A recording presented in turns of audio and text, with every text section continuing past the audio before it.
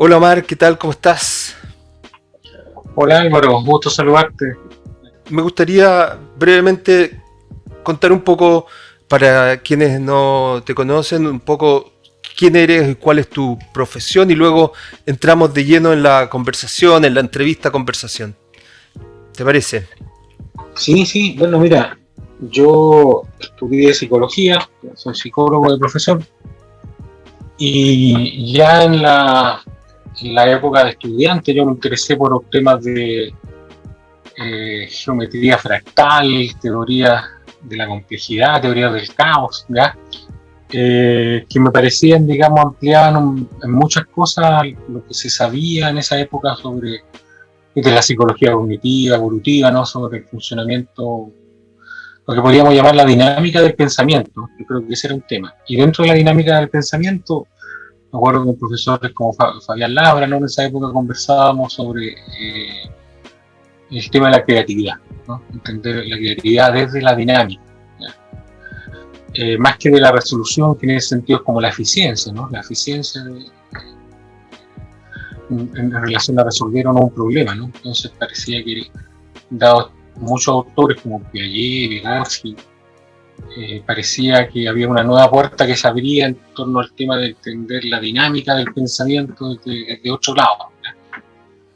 Y bueno, y en esas vueltas llegué, estando ya en proceso de titulación, digamos, ya, digamos, entré a hacer la clase, la cátedra, digamos, de geometría fractal dentro de la Escuela de Arquitectura.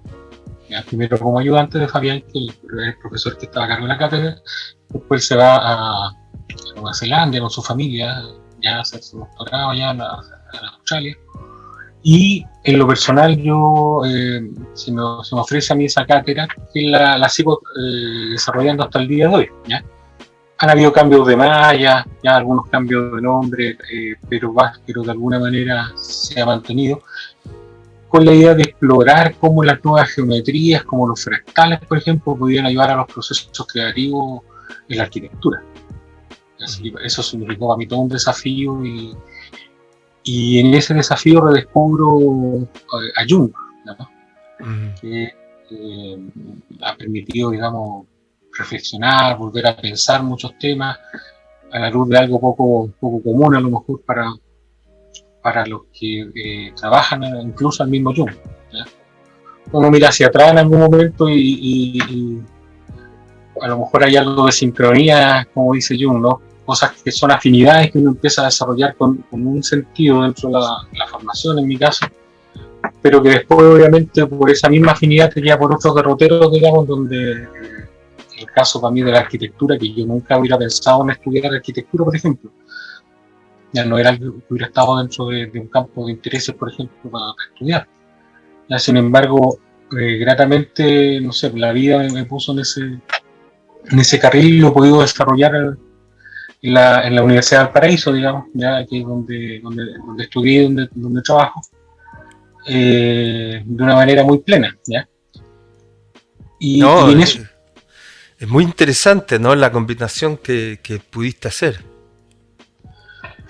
sí, sí, sí, y como te decía yo, en ese escenario redescubro a Jung, porque en la universidad, en la formación de pregrado, mmm, se pasaba, por ejemplo, en los ramos de psicología de la personalidad, ¿ya? Pero no había un interés por profundizar, ¿ya? En muchos aspectos.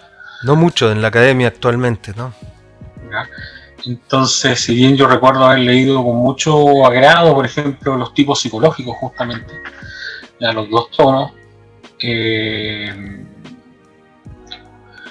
eh, un poco te quedas con cierta ganas de querer saber, ¿ya? Pero obviamente la marea en ese primer momento de la formación te lleva por otro lado.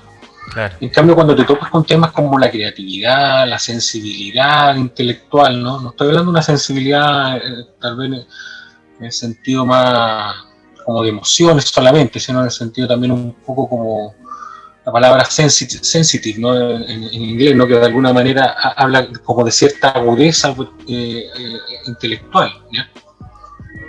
Eh, Me llevó a redescubrir, a recordar obviamente nuevamente el tema de los modos, los tipos psicológicos, ¿ya? Mm. porque hay un aspecto primero pedagógico que hay que tomar en cuenta, ¿no? Efectivamente, en el arte tú puedes tener muchas soluciones a un mismo problema, por decirlo así, ¿ya? De hecho, el problema ahí pasa a ser bien una condición que busca explorar la creatividad, ¿ya? Entonces el tema en ese sentido de los tipos psicológicos me ayuda a volver a reflexionar sobre procesos ahora ya pedagógicos, ¿ya? Para entrar en el tema y para hacerlo didáctico a las personas que siguen este canal, la teoría de los tipos psicológicos de Jung puede ser entendida como un pilar importante en el modelo de personalidad de Jung o en la teoría de la personalidad de Jung. Entonces, para los psicólogos la personalidad es un concepto bastante común y creo que para la gente también, pero para fines de este video por lo menos, ¿cómo definirías tú qué es la personalidad, ¿no? Bueno, de alguna manera la personalidad siempre ha buscado en sus distintas vertientes, ¿no? Desde los griegos, o de alguna manera ver o entender qué es lo que caracteriza el modo de ser o de funcionamiento de una persona, ¿ya? En el mundo, ¿ya? Y para eso siempre se ha de alguna manera puesto en cierta evidencia, ¿no? De que hay un mundo, por decirlo así, interior y otro mundo exterior, ¿no? ¿Ya? De ese funcionamiento general de la persona, ¿ya? Ya los griegos hablaban, ¿no? La idea de signo, ¿no? Un signo es algo externo, pero de algo que pasa internamente, ¿no? ¿Ya? Entonces, la misma idea de la máscara, ¿no? También dentro del teatro griego, ¿no? La cual Jung también retoma, ¿no? Entonces, de alguna manera, lo que descubre Jung dentro de esta idea general, digamos, una de las cosas que él plantea, ¿no? Es que por un lado, ese proceso o ese modo de ser en el mundo, como diría Heidegger, tiene por un lado un plano inconsciente y otro consciente, lo cual Freud y otros autores también ya venían trabajando, ¿no? Pero lo que él dice es que una cosa que a mí me llamó la atención, ¿no? Es que este proceso de transitar de lo interior a lo exterior, ¿ya? Exterior, internalizando el mundo, se daba de ciertos modos, ¿ya? Es decir, el surgimiento de la conciencia no es algo racional solamente o meramente a partir de un insight, sino que Jung le daba mucho valor también e importancia, igual importancia, digamos, en este proceso de surgir a la conciencia, ¿ya? A las sensaciones, a las intuiciones, ¿ya? Y también obviamente al mundo de los sentimientos, ¿ya? Entonces tienen tanto valor eso como lo otro, y obviamente cuando tú trabajas en arquitectura, ¿ya? Obviamente un alumno puede desarrollar algo muy potente, con muchas posibilidades, y es un lenguaje que no es necesariamente verbal, ¿ya? Y por lo tanto en un segundo o tercer plano estaría la reflexión que uno puede hacer respecto de lo que está creando, ¿ya? Y eso está dando cuenta características de la personalidad de esa persona. Sí, sí, absolutamente. Uno lo ve desde los modos de hacer los croquis, ¿ya? En estos años uno ve muchos tipos de alumnos, muchas generaciones, ¿no? Y puede intuitivamente abstraer ciertos patrones, ciertos modos de dibujar, por ejemplo, ¿ya? Que son expresivos, ¿ya? Hasta otros que son mucho, hasta también en el modo de hacer maqueta, en el modo de abordar un cierto problema, en el modo incluso de cambiar tus propios procesos para tratar de hacer algo nuevo, ¿no? En la arquitectura siempre se habla un concepto muy antiguo del latín, ¿no? Que quiere decir el horror al vacío, ¿no? ¿Ya? Los escritores hablan el terror a la página en blanco, ¿no? ¿Ya? Donde efectivamente tú tienes que hacer emerger de ti, por decirlo así, de tu observación, de lo que tú tienes como experiencia, ¿ya? Algo, entre comillas, nuevo, o algo Claro. que no está. Claro. Entonces ahí hay algo que también es otra cosa que me atrajo, me hizo volver a Jung, ¿no? Que esta cosa un poco de de cómo se pasa, cómo se transita eso, entre comillas, inconsciente o no elaborado, ¿ya? O como energía bruta, por llamarlo así, volviendo un poco a esa imagen pulsional, ¿no? Algo creativo, ¿ya? Claro. Por lo tanto, ahí hay como una segunda coordenada que nos plantea Jung y que nos dice, oye, aquí hay que detenernos en esto porque esto es importante, ¿ya? Claro. Es decir, hay un tránsito de lo externo a lo externo, en eso hay algo creativo que se juega, eh, es un paso de lo inconsciente a lo consciente, pero también Jung le da una connotación propia, ¿no? Eso inconsciente tiene que ver también con algo no elaborado, ¿ya? Eh, de ahí viene, bueno, toda su elaboración de la idea de la sombra y la persona, ¿no? Como parte de polaridades elaboradas y no elaboradas del psiquismo, ¿ya? Pero que acá uno las ve un poco desde el punto de vista plástico, ¿ya? Que incluso es no discursivo, ¿ya? O tiene a lo mejor otro lenguaje, otra forma, ¿ya? Que no es discursiva, ¿ya? Entonces, son muchas Ok. las aristas que uno va descubriendo. Omar, y para introducir el modelo de los tipos psicológicos de Jung, ¿podrías explicarlo brevemente, por favor, en forma esquemática por lo menos? Bueno, Jung establece dentro de los tipos psicológicos básicamente dos distinciones, ¿no? Él dice que el psiquismo eh, primero tiene al menos dos tipos de orientación, ¿no? Una orientación introspectiva o una orientación extrovertida, ¿no? Es decir, hacia el mundo o hacia sí, ¿ya? En cuanto trata de fijar sus contenidos y la expresión de sus pulsiones, digamos, de sus elaboraciones psíquicas. Entonces, eso ya, por ejemplo, es una distinción muy interesante. Siempre recuerdo en la universidad haber leído con mucho acuciosidad, digamos, esta imagen que, por ejemplo, Jung trabaja, ¿no? Ahí en un poema donde habla de esta diferencia entre lo prometeico, ¿ya? Y lo epimeteico, ¿no? Entonces él dice, aludiendo a un poema que habla sobre este personaje griego, ¿no?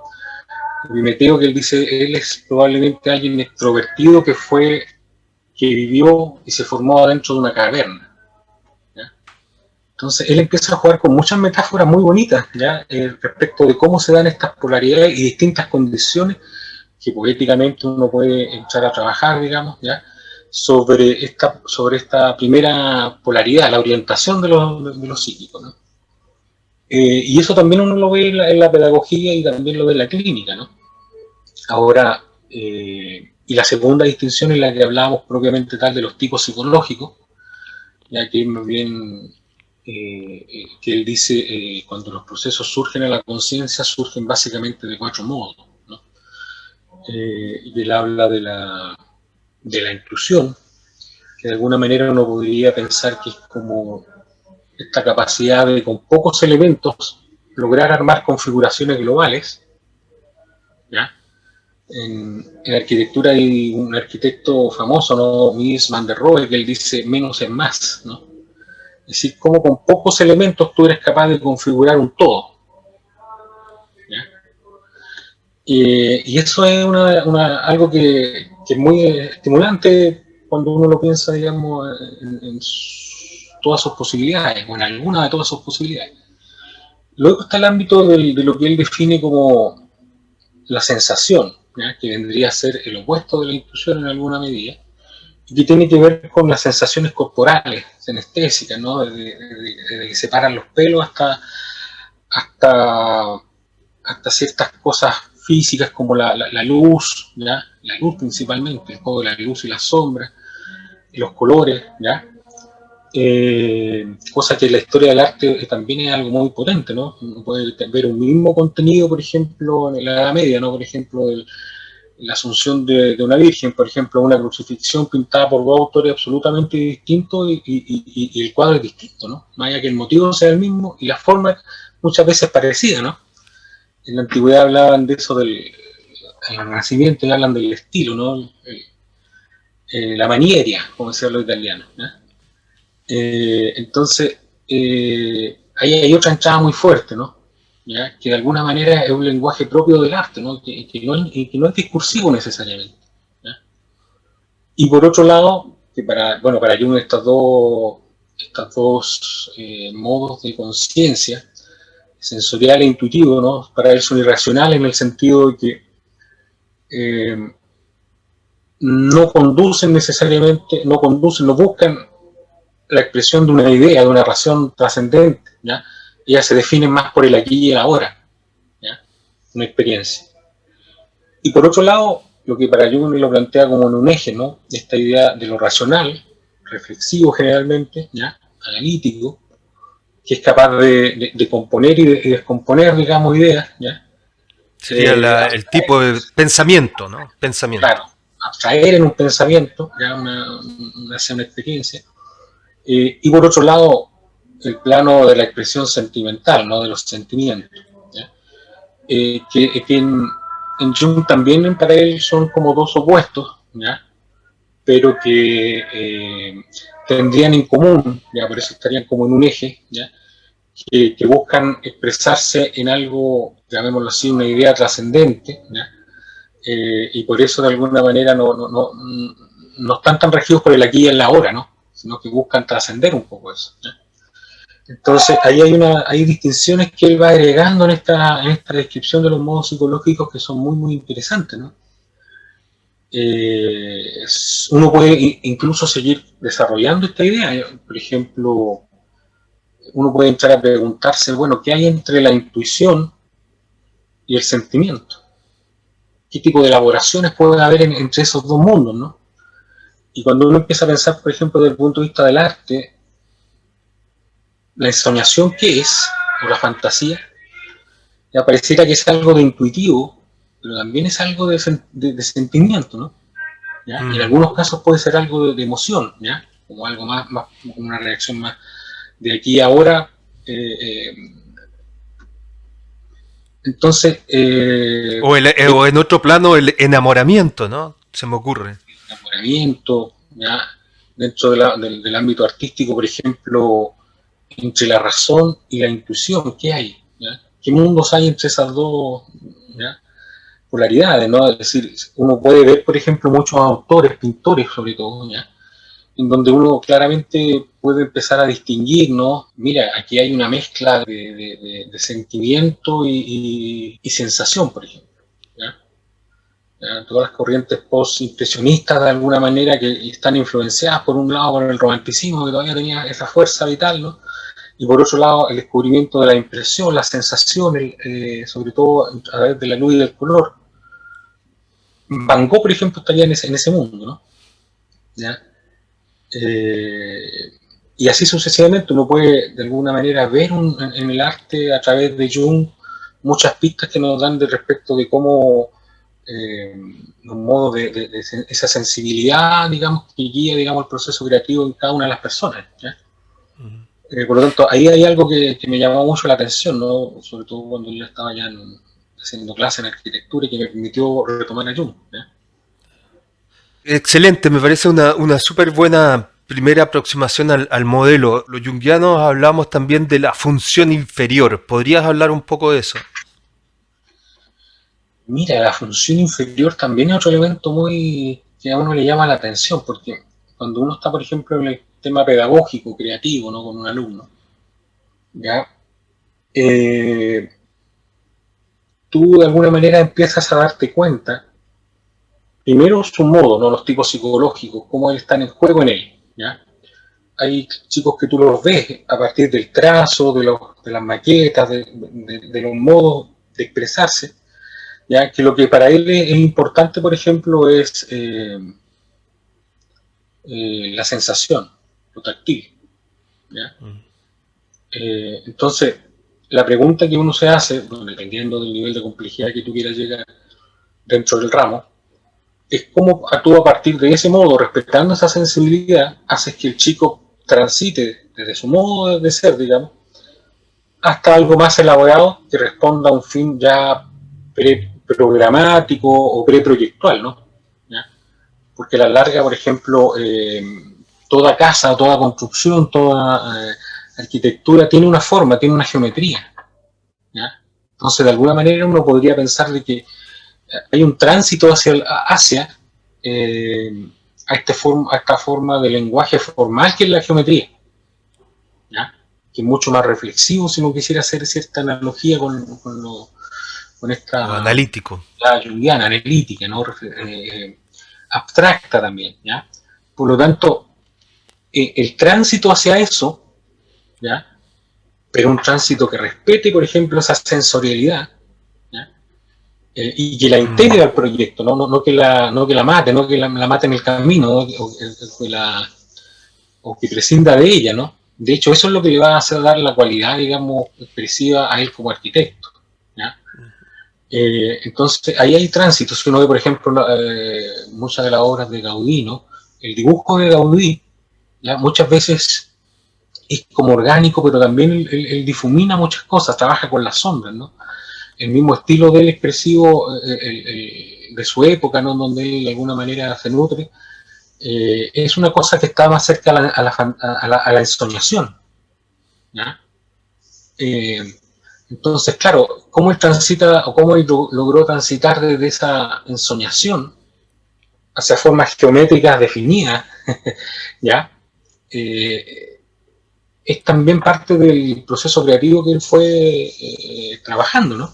Hay un proceso interior, sin duda, ahí muy fuerte, ¿no? ¿Ya?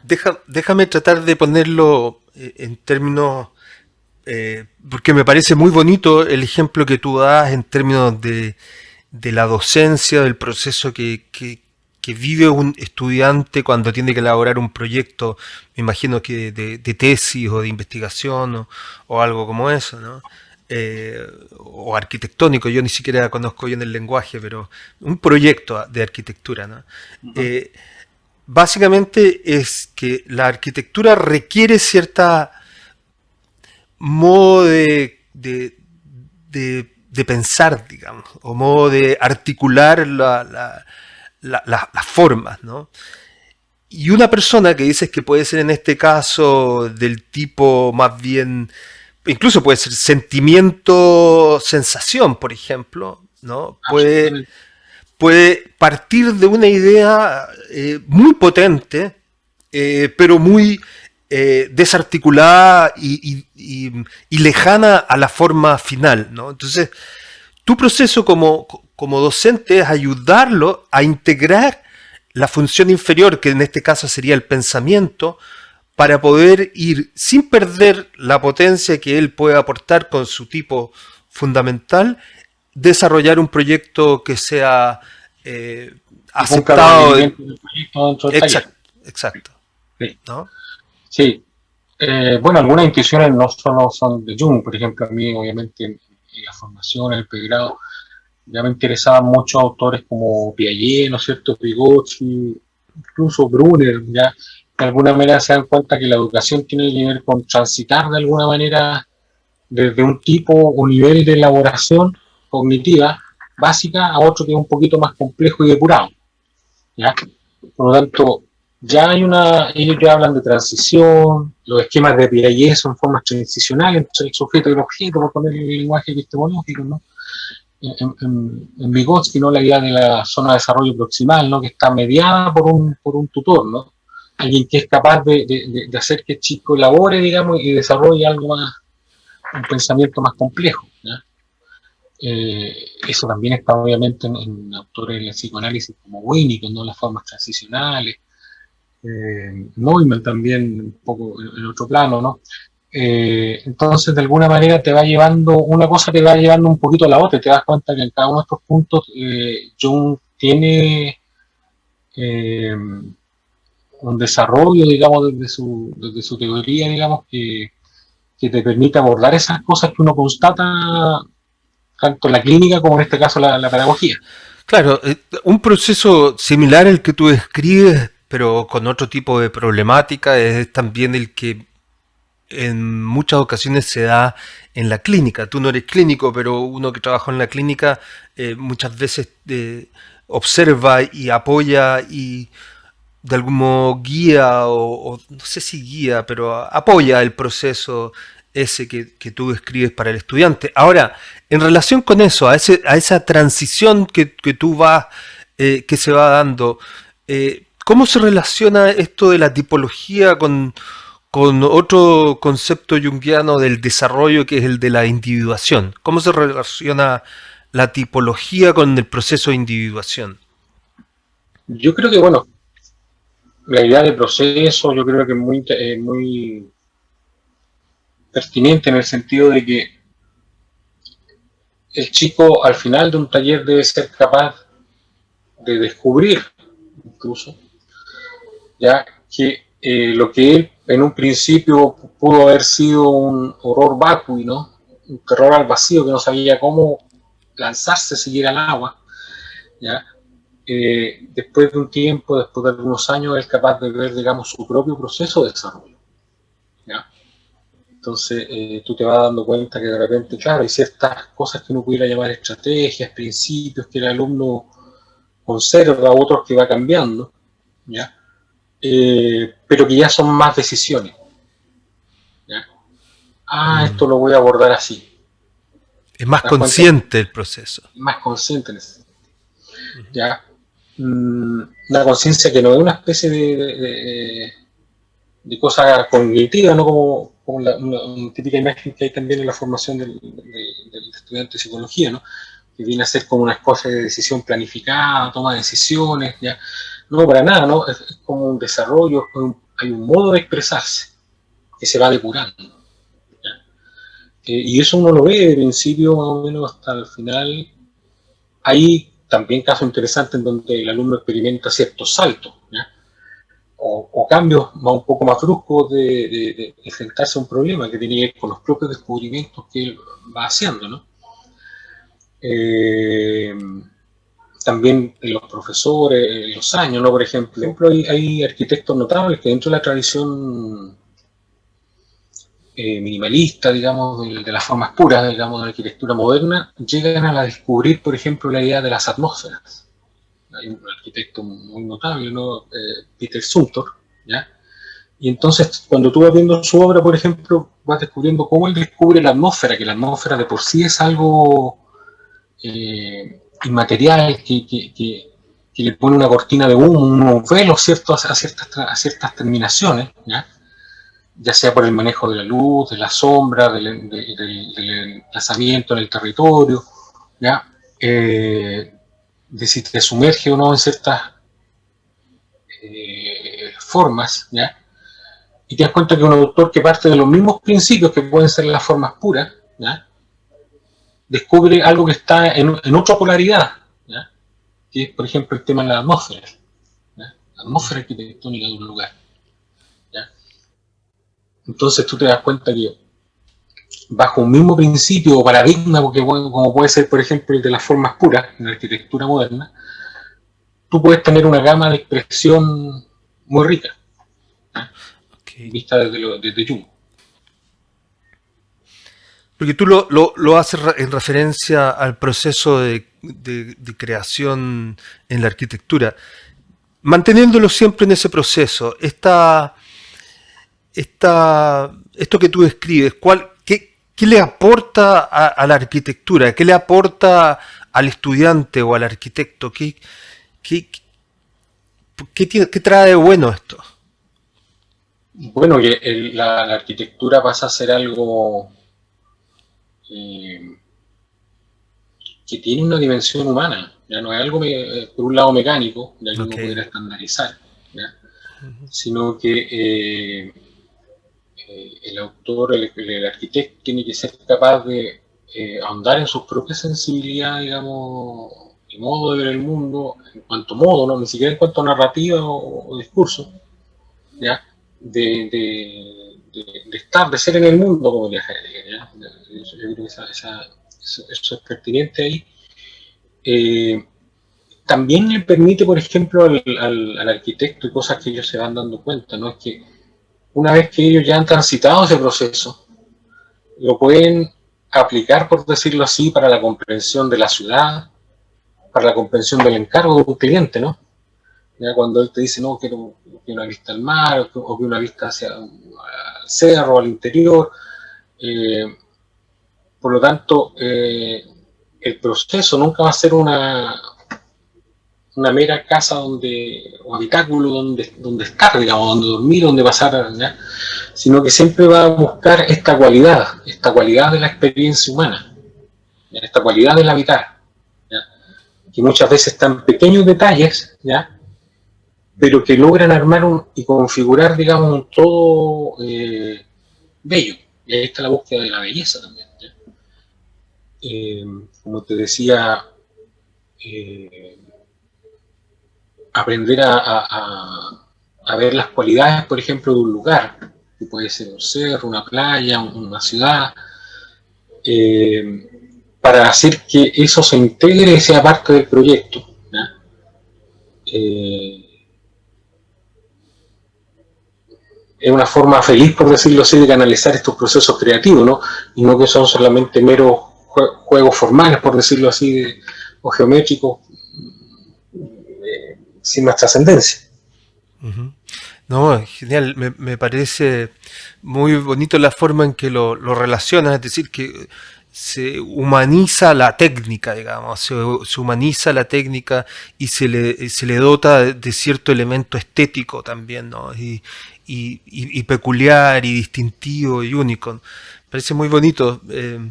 Ahora, en relación con eso, y era otra de las preguntas que teníamos aquí medio preconfiguradas, ahí tú ya estás insinuando cómo entra en juego la personalidad, la tipología con el arte y la creatividad, ¿no? Es eso lo que estás diciendo, ¿no? Sí. ¿Podrías tal vez ampliar un poco más eso, por favor? Eh, bueno,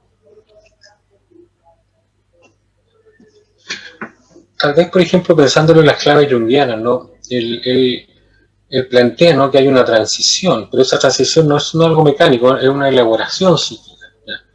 De algo que es más bien pulsional y por lo tanto de mucha carga energética, como puede ser percibir el tacto, percibir la luz, ¿ya? De hecho, gran parte, por ejemplo, del trabajo en primer año en los arquitectos es como que tienen que amplificar los sentidos, ¿ya?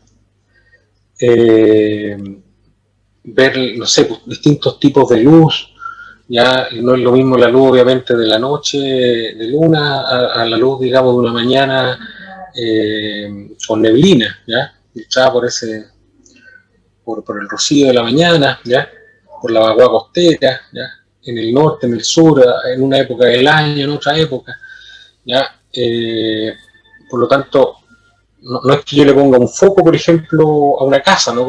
Como puede ser el foco de una ampolleta, ¿no? ¿Ya? Me va a decir mucho más, va a ser mucho más enriquecedora la experiencia con ese tipo de luces que él sepa capaz de trabajar, ¿ya? Que algo meramente instrumental que yo le puedo poner un foco nomás, ¿ya? Por lo tanto, ya la luz ahí tiene un montón de riqueza en la cual los chicos siempre están descubriendo cosas, ¿ya? Eso yo creo que es algo muy notable, ¿ya? Uno puede estar años obviamente viendo a distintos alumnos y te das cuenta que siempre logran detenerse en algo distinto, ¿ya? Entonces, por ejemplo, si yo filtro la luz a través de un espacio en donde llega la luz de otro modo, pero se filtra de otra manera, ¿ya? O hace llegar desde abajo, ¿ya? Y yo tapo el muro a lo mejor a cierta altura para que la luz entre por debajo, por ejemplo, ¿ya?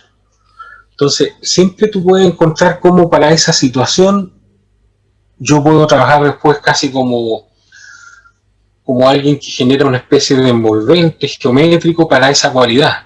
Es como hacer un traje a la medida, ¿no? ¿Ya? Sobre esa cualidad.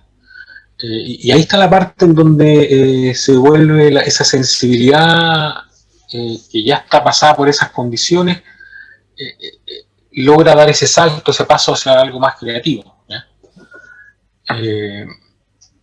Entonces, volviendo un poquito a Jung, para el arquitecto yo te diría que el proceso de individuación necesariamente es un proceso creativo, de creatividad continua. Uh-huh. Él vuelve a experimentar una y otra vez ese paso. Tú has trabajado más con los arquitectos y los arquitectos tienen un lado un tanto artístico, pero no sé si tú tienes alguna experiencia más con observando a los artistas propiamente tal, ¿no? Como los pintores o los... Si el proceso es similar, me da la impresión que es menos O sea, el proceso es igual, pero menos consciente tal vez, no sé, ¿cómo lo ves tú? Sí. Eh, Mira, hay un autor que yo encontré de este camino que a mí me llamó mucho la atención, y que él era junguiano, profundamente junguiano en muchos sentidos, allá que él desarrolla un pensamiento propio en relación a los temas que él va trabajando, ¿no? Porque hay un libro que se llama Educación por el Arte de un autor que se llama Herbert Reed. Fue Sir Herbert Reed. Y él tiene, justamente trata de hacer explicar un poquito ese tránsito de los modos junguianos, ¿ya? Trata de establecer una cierta analogía, ¿ya? O relato de base, ¿no? Con distintas corrientes artísticas, sobre todo las vanguardias del siglo XX y del siglo XIX. ¿Ya? Entonces, claro, uno puede decir, por ejemplo, que el romanticismo tiene una carga sentimental, que ahí está su núcleo, evidentemente que sí. Es figurativo, sí. Por lo tanto, eso reafirma que es más sentimental, ¿no? En el sentido de que hay una idea de hombre que trasciende, digamos, a ese sentimiento. ¿Ya? Pero también uno ve que hay autores que dentro de esa gama van explorando ciertos horizontes, ¿no? Entonces, claro, por ejemplo, Fuseli, autores que se van hacia el lado, por ejemplo, de los sueños, la ensoñación, ya empiezan a meter elementos que uno pudiera decir se va acercando a la inclusión, fíjate. ¿Ya? Entonces, claro, ahí hay lo que yo diría un opuesto complementario que empieza a actuar, ¿no? O sea, no solo una función dominante, sino que también empieza a aparecer un opuesto complementario, ¿no? ¿Ya? O autores, no sé si uno piensa, por ejemplo, dentro del impresionismo, ¿no? Que claramente su centro, su origen está en la sensación, sobre todo la sensación vinculada a la luz, una luz sensorializada, ¿no? Uno la siente casi en el cuerpo, ¿no? Cuando uno ve una pintura de Manet, ¿no? ¿Ya? Pero autores, por ejemplo, como Kokoschka, ¿ya? Pintores como Kokoschka, uno podría decir, bueno, ¿qué está pasando aquí? ¿Por qué? Claro, ¿qué función complementaria a lo mejor él está poniendo en juego, ¿ya? Dentro de esa dinámica, de su psiquismo, para llegar a esas formas, ¿no? Claro, uno podría decir que hay una especie también de proceso de descomposición, fragmentación, ¿no? Toda fragmentación de alguna manera es analítica, ¿ya? Por lo tanto hay una especie de tensión ahí, ¿ya? Que tiene esa polaridad, por decirlo así, dentro del funcionamiento psicológico, ¿no? Y así sucesivas combinaciones, evoluciones de cada una de las tendencias, ¿no? Si uno ve, por ejemplo, Piranesi, pintor del Renacimiento, pero que sus pinturas, más allá del contenido que mostraban, ¿no? Que eran paisajes, lugares de la Italia de su época principalmente, están hechos casi con arco, ¿no? Tienen una perspectiva exquisita, ¿no? Muchas veces una, dos, tres, cuatro, hasta ocho perspectivas puestas en juego en una misma objeto, en un mismo cuadro, ¿no? ¿Ya? En ese sentido hay una flexibilidad racional ya para poder hacer uso de la perspectiva, que es un principio abstracto, ¿no? ¿Ya? Entonces, y sin embargo, él de repente en algún momento de su vida empieza a descubrir las sombras, nuevamente el tema de las sombras, ¿no? Las atmósferas, ¿no? Y para muchos, claro, ese giro de alguna manera va a influir tanto en su generación y en otros que va a marcar el inicio o el paso de una cosa que es más racional, como el uso de la perspectiva, ¿no? ¿Ya? A un uso a los albores que va a ser, digamos, de su opuesto, ¿no? Que va a ser el romanticismo, ¿no? Uh-huh. O sea, es interesante lo que tú planteas, como en el arte, en la evolución del arte está vinculada con la evolución de las sociedades, de la historia, de la conciencia colectiva, digamos, en forma de un reflejo por una parte y en forma también de una compensación por otra, ¿no? Y un proceso semejante se da también, como también tú indicas, en la creación individual, ¿no? De cada artista, como va pasando por diferentes etapas que seguramente están vinculadas con sus propios procesos, aunque el artista no sea consciente de eso. Y en ese sentido se me ocurre una pregunta, o más bien una, no sé qué piensas tú, eh, con todos los cambios que están habiendo en el mundo, producto ya antes de la pandemia y a propósito también de la pandemia, también todo este proceso de convulsión que hay social, que hay en distintos lugares del mundo y en Chile en particular donde tú estás. Eh, ¿Has observado tú en tus estudiantes alguna manifestación en su, en su trabajo o crees que se va a ver de alguna forma en el arte, en la arquitectura, reflejado este proceso que está viviendo Chile? Yo creo que sí. No sé en qué impacto, en qué alcance. ¿Ya?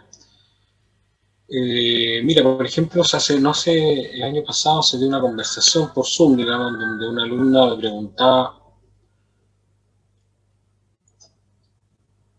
acerca de, bueno, estaba el tema del género, ¿no es cierto? Los temas de género que están muy fuertes en la agenda, llamémoslo así, social y política también, pero principalmente social, ya en el sentir de esta época, ya. Entonces, por ejemplo, hay toda una inquietud de, bueno, ¿qué es una arquitectura, por decirlo en términos, aunque aparezca el Logan, ¿no? Pero feminista. ¿Cómo se Claro. expresaría lo femenino en una arquitectura, ¿no? Porque Mm. perspicazmente muchas alumnas se empezaron a dar cuenta de que, oye, casi todos los arquitectos son hombres. Hay una cosa histórica, todo lo que sin duda ¿ya? Pero ¿en qué radicaría, por ejemplo, algo del tema del género, ¿no? ¿Ya? Eh, Uno pensando, por ejemplo, en los proyectos de título de alumnas pasadas, incluso varias de ellas son compañeras de colegas, ¿no? Docentes hoy en día, ¿no? Algunas, ¿ya?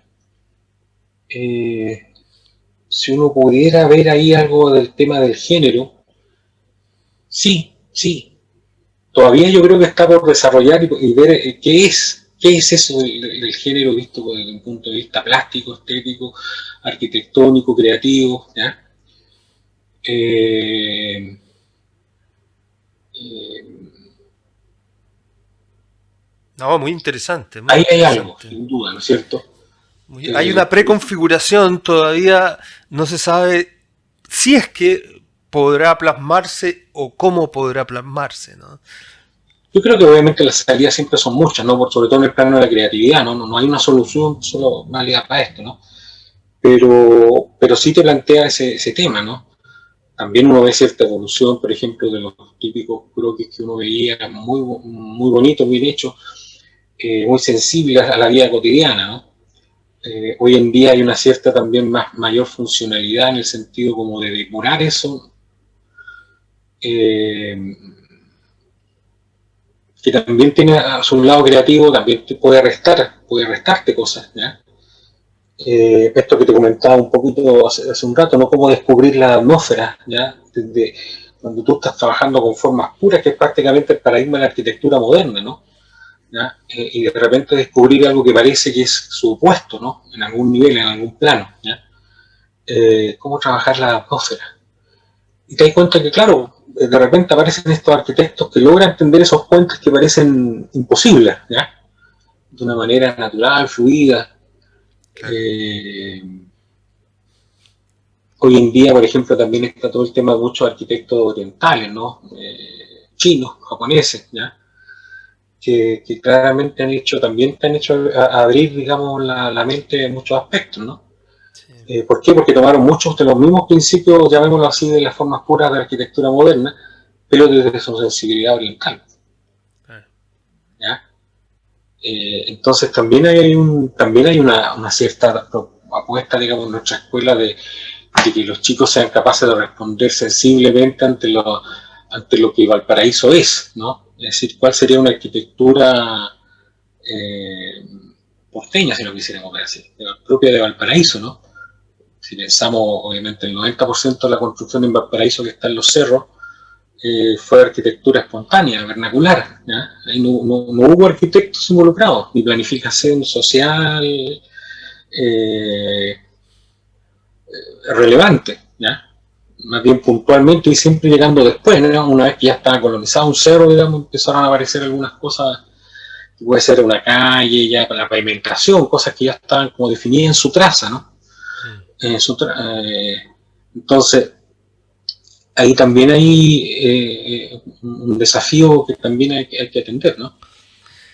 Oye, Omar, bueno, me parece genial todo lo que estamos conversando y creo que hay otro tema que no hemos tocado, pero lo podemos dejar para otro momento, como te decía al inicio, que es el tema más de la fractalidad, de la complejidad y todo eso vinculado con la psicología analítica. Dejemos eso, si te parece, para otro momento, que me encantaría poder hacerlo. Y para ir terminando hoy, no sé si tú tienes alguna otra reflexión o algún otro tema vinculado con esto de la tipología o alguna otra, algo más que agregar. Hay, la arquitectura no es solo un tema de forma, también me gustaría dejarlo un poquito comentado, ¿no? Sino que el tema del espacio. ¿Ya? Uno no habita como los egipcios pegados a la muralla, ¿no? Uno habita en el espacio que queda entre los muros, ¿ya? ¿Ya? Entonces, la gracia de ahí es pensar el espacio y pensar, digamos, la forma adecuada de ese espacio, ¿ya? Mm, Que tiene una cualidad, ¿no es cierto? Yo vivo en ese espacio, ¿no? Por lo tanto, ahí recién empieza a aparecer el problema de la forma como algo secundario, ¿ya? Entonces, ahí hay otro nivel de complejidad que hay que comprender primero, ¿ya? Eh, y bueno, que en ese cuento la arquitectura siempre se está luchando desde distintas cosas, ¿no? Eso a mí me llama profundamente la atención, ¿ya? Pese a que es una disciplina tradicional, digamos, en algún sentido un poco, siempre un poquito cerrada en sí misma, ¿ya? Pero que internamente siempre está observando, mirando lo que pasa, y como todas las artes, yo creo que eso lo decía, bueno, Heidegger también, Herbert Reed lo dice, ¿no? Una de las cualidades del arte no es solo cantar la gloria de tu época, ¿no? Sino anticipar los mundos que vienen, mm, intuirlos, mm. adelantarse. Algo que también nos, eh, nos compete a los psicólogos, ¿no es cierto? Sí, sin duda. Oye, Omar, súper interesante la conversación. Quizás también algo de comentar algo que a partir de que tú hablas del espacio, a partir de que tú hablas de la atmósfera, a mí que me gusta la fotografía, también se me vienen a la mente esos, cómo eso también se refleja en la fotografía, ¿no? Y tú también por ahí me invitaste a un grupo de fotografías de Valparaíso, ¿no? Entonces, eh, de, Sí, bueno, ahí hay otro tema, ¿no? O sea, la fotografía, yo creo que ahí tiene todavía un autor que uno ve un poquito hacia adelante. Yo creo que ahora está como eclosionando ya estas últimas décadas, pero todavía como que uno lo ve un poquito hacia adelante, ¿no? A mí me pasaba, por ejemplo, en algún minuto cuando uno empieza a ver, por ejemplo, la importancia de ciertos artistas en el arte, ¿no? Uno podría decir, por ejemplo, Picasso como que agotó, dijo todo lo que su descubrimiento permitía decir en su época, ¿ya? Eh, Hay otros autores tal vez como Marcel Duchamp, ¿no? Que todavía uno ve un poquito hacia adelante, todavía no está agotado todo lo que tenían que decir, ¿ya? Yo creo que un poco pasa eso con Jung, yo creo que está redescubriéndose. Una de esas cosas de su ámbito de descubrimiento no está solo en el mito, lo culturológico, que yo creo que hay unos puentes muy interesantes, ¿no? Eh, Entre Occidente y Occidente, entre religiones, ¿no? Con visiones, ¿ya? Sino también desde el punto de vista de la creatividad. La creatividad es un proceso, digamos, creativo dentro del arte como en forma espontánea. Ahí sí, no está muy explorado, diría yo. sí, de todas maneras. Bueno, Omar, entonces por hoy, ¿te parece? Ya tenemos casi una hora, que creo que es una buena medida para estos videos de YouTube, en estos tiempos por lo menos. Y, y dejamos el otro tema para más adelante. Te dejo invitado. Ojalá que podamos hacerlo en otro momento. A tu disposición. Y eso, pues. Un Muchas abrazo. gracias. Muchas gracias. Chao, chao. Chao, chao.